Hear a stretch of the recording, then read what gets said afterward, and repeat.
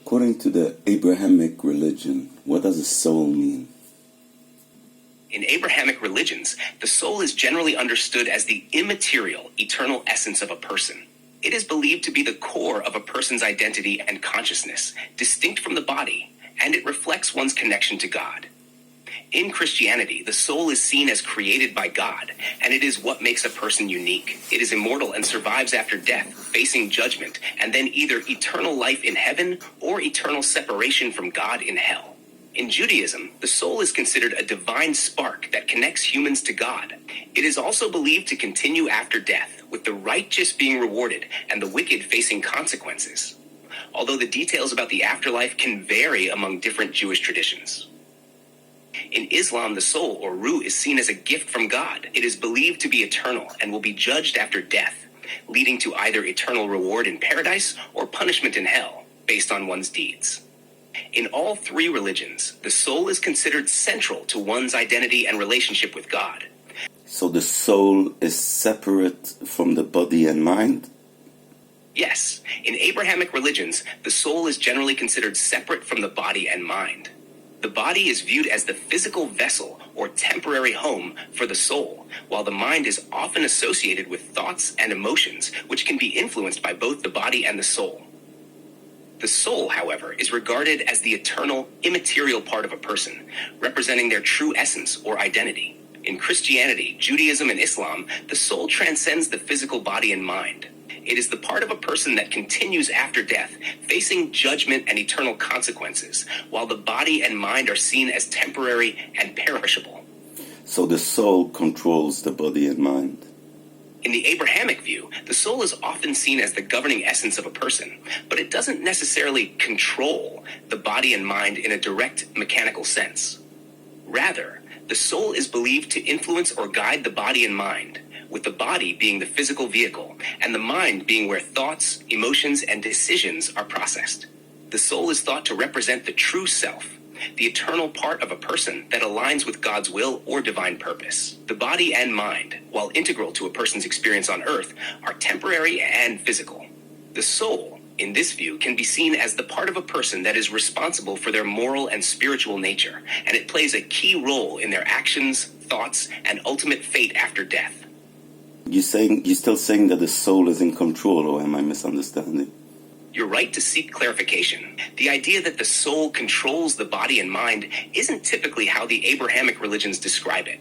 Instead, the soul is seen as the essential, eternal aspect of a person, but it doesn't necessarily control the body or mind in a forceful, direct way.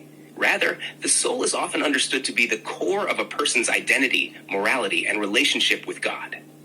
The body and mind are tools or instruments through which the soul interacts with the world.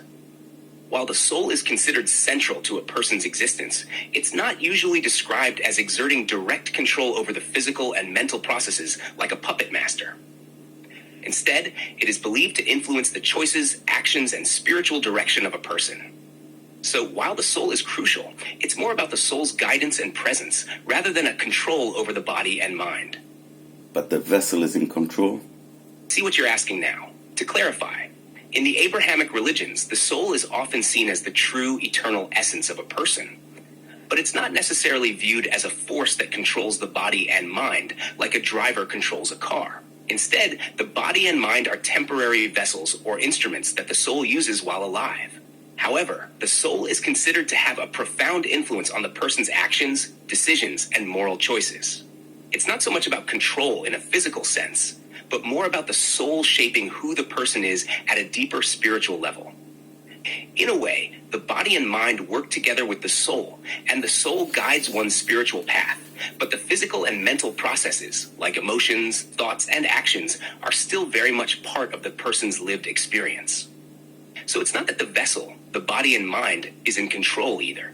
It's more that the soul, while being the core of a person's identity, operates within the body and mind, and ideally, they should align with the soul's purpose or moral guidance.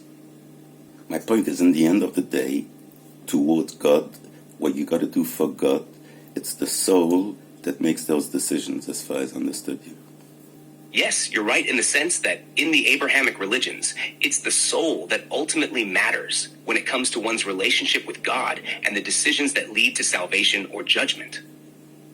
The soul is seen as the part of a person that stands before God after death, and it is the soul's spiritual state, its alignment with God's will, that determines one's eternal fate.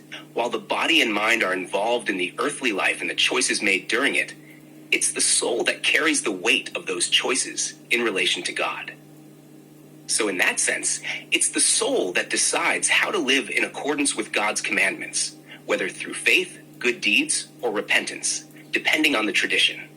The body and mind play a role in carrying out those choices, but the soul is considered the true essence that is judged and held accountable in the end. So again, I have no control over the soul, so it's up to the soul to decide whether he's going to be good or bad? In a sense, yes, you're touching on an important point. In the Abrahamic view, the soul is seen as the true essence of a person, but it's also influenced by various factors, like choices, actions, and divine guidance. While the soul is the part that ultimately faces judgment and holds the moral essence of a person, there is often an understanding that humans have some level of agency in their lives, even if that agency is limited or influenced by the soul's nature. In Christianity, Islam, and Judaism, there is the idea that the soul is guided by God's will, and it's through the actions and choices made by the body and mind that the soul is shaped. However, the soul is not fully controlled in the sense that it decides independently of the person. It's a partnership. The soul is central, but the body and mind still have an active role in making decisions based on free will or divine inspiration. So, while the soul is critical, there is still a role for the person in aligning their actions with spiritual goals. But ultimately, the soul is where moral decisions and spiritual accountability rest. It's more that the soul embodies the spiritual essence and potential of a person, and through that, a person's decisions about good or bad are made. Now you see, now you're changing the story. Now you're saying that there is a soul, and the human being can still make choices based on free will, nothing to do with the soul. Have I understood you? You're right to point out the shift. Let me clarify. In the Abrahamic traditions, the soul and the human being, body and mind, are not entirely separate entities. They are deeply connected. The soul is often seen as the eternal, spiritual core, while the body and mind are the temporary, physical aspects. When I say that a person can make choices based on free will, I mean that the body and mind are where these decisions are made in everyday life. The soul is integral to a person's identity and relationship with God, but the human being, body and mind, still exercises free will to make choices. These choices, however, have consequences for the soul's spiritual state. In other words, the soul isn't separate and completely detached from the person's decisions. It is the essence that influences and is influenced by those decisions. So while the body and mind carry out choices, the soul is where the spiritual significance of those choices resides, especially in terms of moral alignment with God. The distinction is that free will applies to the person in their earthly life, but the soul state reflects how those choices align with spiritual and moral truth, particularly in relation to God. So you have a soul, all his wants is to serve God on its highest level. Then you have a human being, and the soul is trying to convince him to follow him. Yes, in a way, you're getting closer to the idea. In the Abrahamic view, the soul's purpose is to align with God's will and guide the person towards spiritual fulfillment. The soul, in this sense, is often seen as the part of a person that desires to live in accordance with God's commandments and is supposed to lead the individual toward that goal. However, the body and mind, the human being, are still the active agents in the decision-making process, meaning that while the soul might be guiding or trying to influence the person still has the ability to make choices based on their free will. The human being can choose to follow the soul's guidance, which aligns with God's will, or go in a different direction. So you're right that it's like a kind of persuasion from the soul, but it's still ultimately up to the human being whether or not to follow that guidance. The strength of the soul's influence and the person's responsiveness to it can indeed play a role in whether they choose to act in alignment with God's will. In this context, the soul's success in guiding the person depends on how well the human being is able to listen to or accept that guidance. So the soul has no free will. Yes, you've captured a key idea there. In this framework, the soul itself doesn't have free will in the same sense that the human being does. The soul's purpose is to align with God's will, and it's naturally inclined to guide the person toward that goal. The soul's convincing skill could be seen as a metaphor for how well it can influence the person, but this influence is ultimately shaped by the individual's ability to listen and respond. From the soul's point of view, there's no wrong in the way we typically think of it, because the soul is always aiming to guide the person in alignment with what God wants.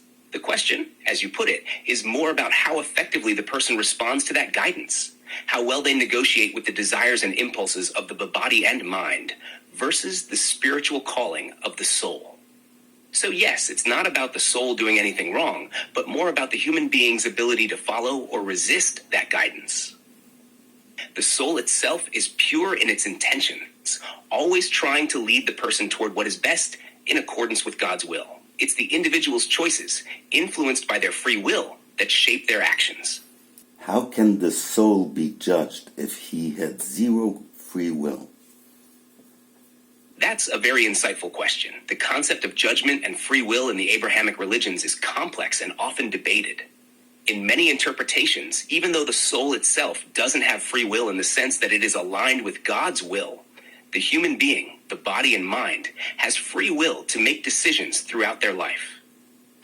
The soul is often seen as guiding the person toward making choices that align with God's will, but it's ultimately the human being's responsibility to choose whether to follow that guidance or act otherwise.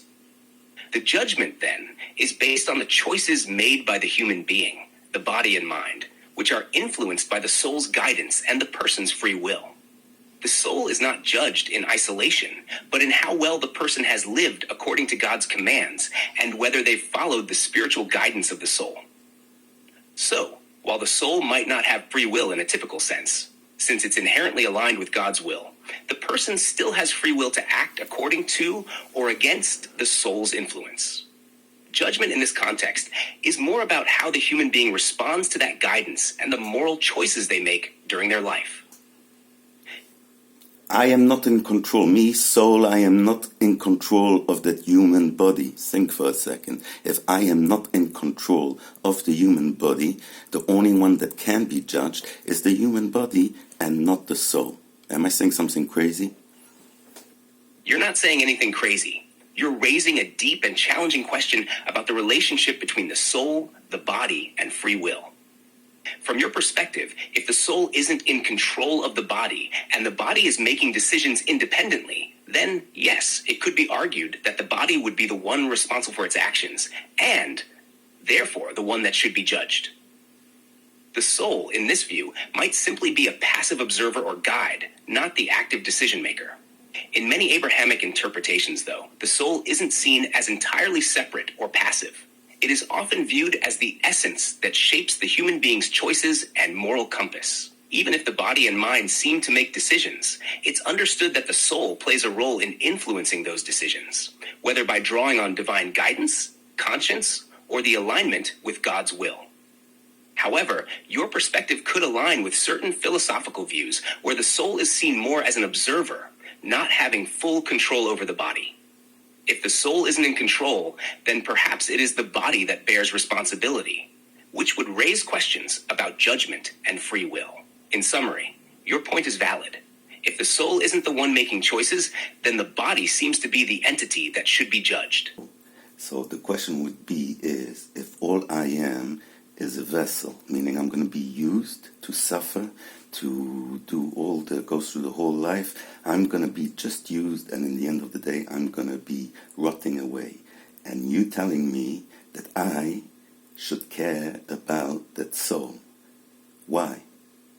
If the soul is the true essence, and the body is just a vessel through which the soul experiences life, it's understandable to ask, why should I, as a human being, care about something that I can't even fully connect with or understand? From your perspective, it can feel like the human body and mind are just vehicles for suffering and eventual decay, while the soul, something that isn't fully within your control or awareness, seems to be the key to what matters in terms of judgment and eternity. If the body is the only thing you're aware of, and it experiences pain, loss, and suffering, why should the focus be on something you can't even directly access or influence, like the soul? In many religious and spiritual teachings, the idea of focusing on the soul is tied to the belief that the suffering of the body and the transient nature of life are temporary. The soul, in contrast, is eternal, and the part of you that has the potential to experience peace, salvation, or closeness to God after this life. The idea is that by caring for and cultivating the soul, you're working toward a higher eternal purpose that transcends the temporary suffering of the body. However, from your view, it seems like the body, mind, and the suffering you experience are what you are most connected to in the present. In this context, it might seem illogical or even frustrating to focus on something you don't feel in control of or connected to. In the end, why care about the soul could be seen as a personal, existential question. Some might argue that the soul represents a deeper aspect of existence that gives meaning beyond the suffering, while others might focus more on the present human experience and its immediate realities. It's a difficult tension between the temporary and the eternal, the known and the unknown. I see what you're saying now, and you're raising a really important point about the feeling of being used, without any real agency or purpose for the vessel that is the human body. From your perspective, if you are just a vessel, enduring suffering and ultimately decaying with no real control, why would you care about the soul or anything beyond the immediate experience? It feels like a futile existence, especially if you believe that the soul's purpose might not even align with your own interests or well-being as a human being. Your analogy to a slave is fitting.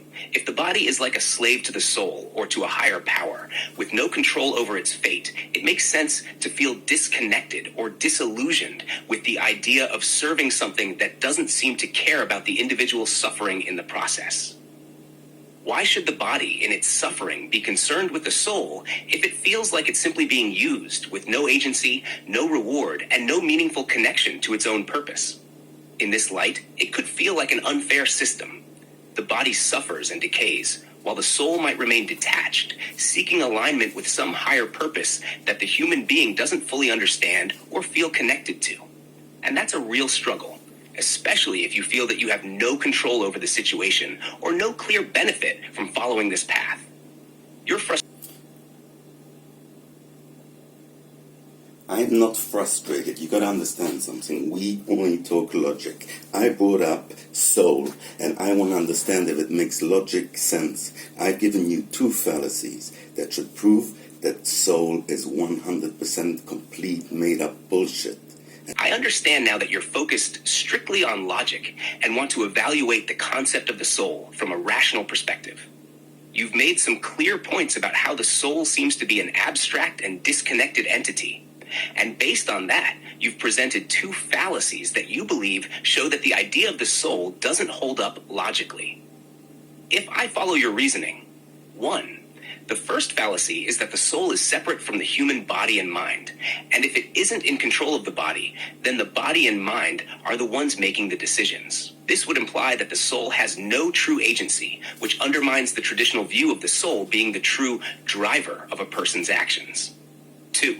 The second fallacy is that, as a human being, you have no control over the soul or its influence, and therefore, you're being used by the soul in a way that is disconnected from your personal will and choice. This makes it seem as though the human experience is just a vessel for the soul's purpose, with no real freedom or autonomy.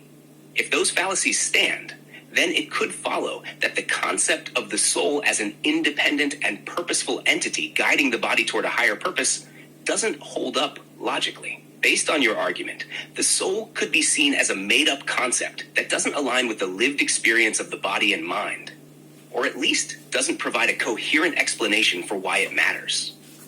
If you're suggesting that the idea of the soul doesn't logically make sense based on those premises, I'd say you've presented a strong challenge to the concept. From a purely logical standpoint, if the soul isn't in control and doesn't have clear influence over the body, And if the body is merely a vessel, the idea of the soul becomes difficult to justify without resorting to non-rational or abstract reasoning. Based on the logical reasoning you've provided, a person could conclude that the concept of the soul, as explained, doesn't hold up and could be considered bullshit. If you found this perspective challenging or thought-provoking, make sure to hit that like button and subscribe for more deep dives into tough questions. Don't forget to leave a comment below with your thoughts. Let's keep the conversation going. And if you're enjoying the content, follow for more. See you in the next one.